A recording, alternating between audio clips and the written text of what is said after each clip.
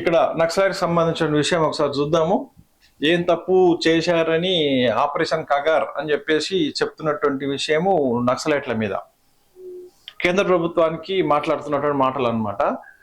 అయితే రాజులు రాజకీయాల కారణంగానే ఉద్యమాన్ని ఎంచుకున్న మీరు ఏం తప్పు చేశారని ఆపరేషన్ కగార్ దౌర్జన్యం చేసే దొరలను గాడిలో పెట్టినందుక, లేక సంతోషాలు వదిలి ఏదో సాధిస్తామని వెళ్ళినందుక? ఇటీవల జరుగుతున్న ఘటనలు చూస్తే ఏదో ఆందోళన కలుగుతున్నది. ఇకనైనా ఇంటికి వచ్చేయండి పెద్దనాన్న అంటూ కోరుట్ల పట్టణానికి చెందిన మావోయిస్టు అగ్రనేత తిప్పరి తిరుపతికి అలియాస్ దేవుజీకి ఆయన తమ్ముడి కూతురు రాసిన లేఖ సోషల్ మీడియా లోపల వైరల్ గా మారింది. ఈ ఆపరేషన్ గగర్ నేపథ్యంలో పెద్ద ఎత్తున మావోయిస్టులు ప్రాణాలు కోల్పోతున్న సందర్భంలో దేవుజీకి ఆయన కుటుంబ సభ్యులు రాసిన ఈ లేఖ ప్రాధాన్యం సంతరించుకుంది. మిమ్మల్ని కావాలని నాకు ఎప్పుడు రావాలని కలవాలని ఎప్పుడు అనిపిస్తుంది. దురదృష్టవశాత్తు ఇంతవరకు ఏ అవకాశం నాకు రాలేదు పెదనాన్న అంటూ లేఖ ద్వారా సుమ ఆవేదన వ్యక్తం చేసింది. ఆపరేషన్ కగార్ పేరిట ఎన్కౌంటర్ గురైన వారి కుటుంబాలు కన్నీళ్లు పెట్టుకుంటున్నాయి. పాకిస్తాన్, బంగ్లాదేశ్ వంటి దేశాల నుంచి మన దేశంలోకి చొరబడి మన పౌరులను చంపుతున్న వారిపై కన్నా ఈ దేశ బిడ్డలైన మీపై ఎందుకు ఇలాంటి ఆపరేషన్ జరుగుతున్నాయో అర్థం కావడం లేదంటూ రాసినటువంటి ఒక లేఖ చాలా వైరల్ గా మారుతుందంట. కన్నోళ్లను కట్టుకున్నోళ్లను విడిచి అడవుల బాట పట్టారు.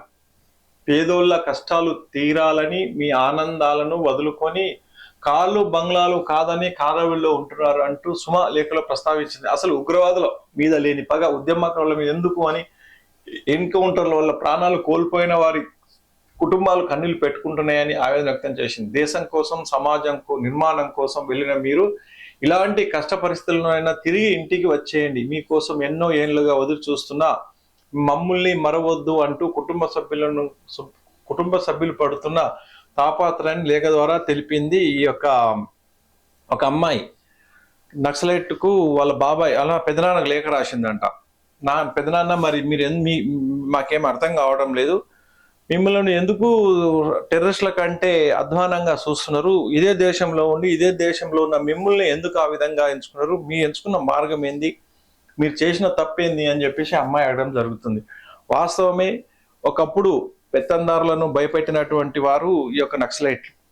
పెత్తందారి వ్యవస్థ కూలిపోయింది, అయిపోయింది. ఇప్పుడు ఈ యొక్క నక్సలైట్లు అనేది ఏమైపోయింది అని అంటే వాళ్ళు ఎంచుకున్న మార్గం అనేది ఎవరికి అంతిపట్టకుండా ఉంది. దీనికి ఆధారంగా మావోయిస్టులు అంటే ఈ ఎర్ర జెండా కప్పుకున్నటువంటి వారు ఒకప్పుడు ఉద్యమకారులు, సిపాయిల తిరుగుబాటు అనుకోండి, ఇవన్నీ అనుకోండి ఎప్పటి నుంచో వస్తుంది. పెత్తందారులను ఎదుర్కోవడానికి ఒక యుద్ధ వీరులు బయలుదేరారు అప్పట్లో. కానీ వీళ్ళే అనుకోకుండా నక్సలైట్లుగా తయారయ్యారు మన దగ్గర. అంటే మన దేశంలోనే ఉంటూ మన దేశంలో ఉన్నటువంటి వారిపైన ఎదురు తిరగడం.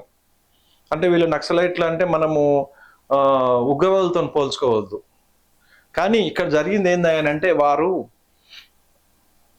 ఎంచుకున్నటువంటి బాట అప్పుడు కరెక్టే, కానీ ఇప్పుడున్న సమాజం లోపల ఎంచుకున్నటువంటి బాట కరెక్ట్ అనేది కాదని చెప్పేసి పెద్దలు చెప్తున్నారు. కామ్రేడ్స్ అప్పట్లో ఒకప్పుడు బడిపడేటోళ్ళు, ఒక పెత్తందారులు కానీ ఒక రాజకీయ నాయకుడు కానీ. ఇప్పుడు అదే కామ్రేడ్స్ అంటే ఎవరు కూడా భయపడట్లేదు. ఇప్పుడు కామ్రేడ్స్ అంటే ఏమైపోయింది అని అంటే వాళ్ళకు దోపిడీ దొంగలలాగా చిత్రీకరిస్తున్నారు.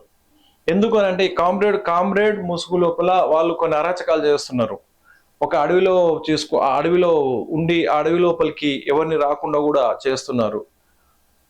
వాళ్ళ యొక్క సామ్రాజ్యాన్ని విస్తరించుకుంటున్నారు. మరి ఎవరి మీద ఈ తిరుగుబాటు అనేది ఎవరికి తెలియదు. వాళ్ళు ఒక ముద్రగా వేసుకున్నారు. అందుకనే ప్రభుత్వం ఏం చేసింది, మీరు జనజీవన స్రవంతి లోపలికి రండి అని చెప్తున్నారు. వాళ్ళు ఏం చేస్తున్నారు, తుపాకులు పట్టుకొని అడవులలో ఉంటున్నారు. మీ తుపాకులను వదిలిపెడితే ఎన్కౌంటర్ చేస్తున్నారు. కానీ తుపాకులు అవసరం లేదు, మేము లొంగిపోతున్నాము అని చెప్పేసి అని చర్చలు ఏముంటాయి చెప్పండి మీతోటి?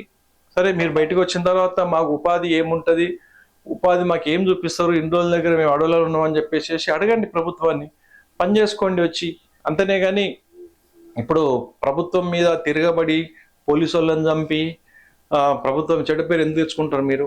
నక్సలైట్లు ఇప్పటికైనా సరే బయటికి అడవిలో మార్గం పట్టకుండా బయటికి వచ్చి వారి యొక్క కుటుంబాలతోటి సుఖంగా ఉండాలని చెప్పేసి కూడా మేము కూడా కోరుకుంటున్నాం.